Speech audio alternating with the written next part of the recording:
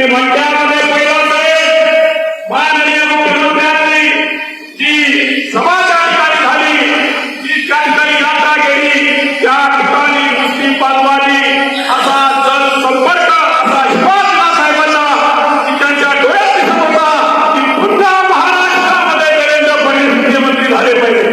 आणि मी तुम्हाला सांगतो या महाराष्ट्रामध्ये दुसऱ्यांदा शपथविधी जर कोणाचा होत असेल तो देवेंद्र फडणवीस साहेबांचा होय. हे निश्चित आहे की त्या लोकांनी किती या महाराष्ट्रामध्ये फिरलं तर आमच्या महाराष्ट्राच्या जनतेनं निर्णय केला, विचार केला. आता मला या राज्याचा मुख्यमंत्री, विकासाचा गणित जोडणारा मुख्यमंत्री, गोरगरीब जनतेला सोबत घेऊन चालणारा मुख्यमंत्री लागतो. आम्हाला कार खानदान चालवणारा माणूस नकोय, आम्हाला शान बोलत चालवणारा माणूस नकोय, आम्हाला सामान्य जनतेचा देवेंद्र फडणवीस पाहिजे. आणि देवेंद्र फडणवीस साहेब मुख्यमंत्री पदाची शपथ केलेला